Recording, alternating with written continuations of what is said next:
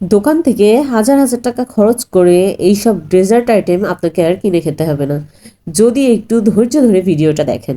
এই 3 মিনিটের ভিডিওতে আপনার বেঁচে যাবে হাজার হাজার টাকা, কথা দিচ্ছি। এত বেশি মজা হয়। তো কথা না বাড়িয়ে আমি খুবই সহজে আপনাদেরকে খুবই কম উপকরণ দিয়ে একেবারেই ইজি ওয়েতে দেখিয়ে দিচ্ছি কিভাবে বানিয়ে নেবেন। প্রথমে এখানে দিলাম হচ্ছে কর্নফ্লাওয়ার। এখানে আমি 1 কাপ পরিমাণে দিয়েছি আর হাফ কাপ পরিমাণে চিনি দিয়েছি। এই পরিমাণটা দিলেই হচ্ছে আপনার একেবারে পারফেক্ট হবে মিষ্টিটা। আর যদি একটু কমিয়ে বাড়িয়ে নিতে চান তাহলে নিতে পারেন। আর গুঁড়া দুধ দিয়েছি 2 টেবিল চামচ। তারপরে এখানে আমি দিয়ে দিচ্ছি পানি। এখন এই পানিটা দিয়ে সুন্দর করে মিশিয়ে নিব। আর পানির পরিমাণটা দিব হচ্ছে আপনি চিনি আর কর্নফ্লাওয়ার যে পরিমাণে নেবেন সেম পরিমাণে আপনি পানিটা দিয়ে দিবেন। অথবা এখানে আপনি জাল করা আগে থেকে জাল করা ঠান্ডা লিকুইড দুধটা দিতে পারেন। এই পর্যায়ে কিন্তু চুলার জালটা আমার একদম অফ আছে, এখন আমি চুলার জালটা অনই করি নাই। তো এখন এই যে সুন্দর করে আমি মিশিয়ে নিব। এই কাজটা কিন্তু অবশ্যই চুলার জাল অফ করে করতে হবে, না হলে কিন্তু দলা পেকে যাবে। তারপরে এখানে আমি ফুড কালার দিয়েছি, আমি এখানে অরেঞ্জ ফুড কালার দিয়েছি। আপনারা আপনাদের পছন্দ মতো যে কোনো ফুড কালার এখানে অ্যাড করতে পারবেন।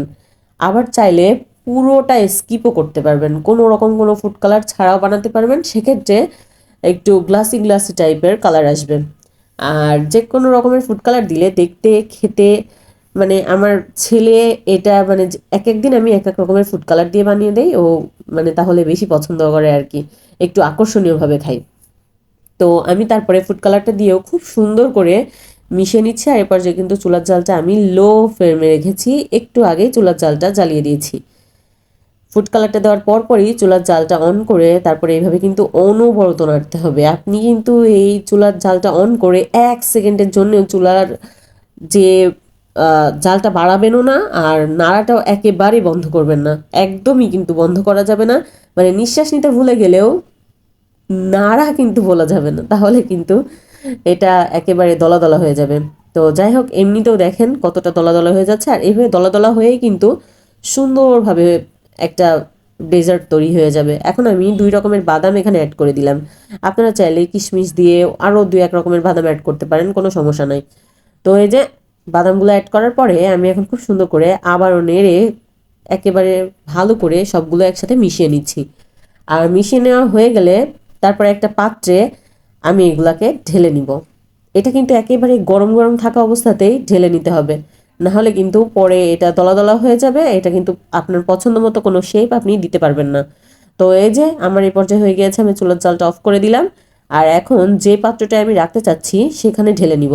আগে থেকে আপনারা পাত্রটাতে একটু তেল বা মাখন বা ঘি লাগিয়ে রাখতে পারেন। আমি কিছুই দিয়েছিলাম না, তারপরেও কোনো প্রবলেম হয়নি, সুন্দর মতো উঠে গিয়েছিল। আপনারা চাইলে একটু মাখন বা ঘি দিতে পারেন, সেক্ষেত্রে ফ্লেভারটা হয়তো আরও একটু ভালো আসবে। আমি কখনো দেই নাই, তো ভাবছি এর পরের বার যখন করব তখন দিব। আমি নর্মাল যে প্লেট সে প্লেটে এটা দিয়ে দিয়েছি। আর এই গরম থাকতে থাকতে একটু ট্যাপ ট্যাপ করে এই যে দেখেন আমি কীভাবে করে নিচ্ছি, একটু শেপ দিয়ে দেওয়ার চেষ্টা করছি যেন কাটলে দেখতে একটু আকর্ষণীয় লাগে। তারপরে আমি উপর থেকে কয়েকটা বাদাম দিয়ে আবার ডেকোরেট করে নিয়েছিলাম, আর ঠান্ডা হয়ে গেলে কেটে নিয়েছি।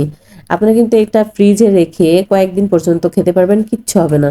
আর ফ্রিজে রেখে একটু ঠান্ডা ঠান্ডা অবস্থায় খেলে টেস্টটা কিন্তু অনেক ভালো আসে। সবাই ভালো থাকবেন, সবাইকে ভালো রাখবেন।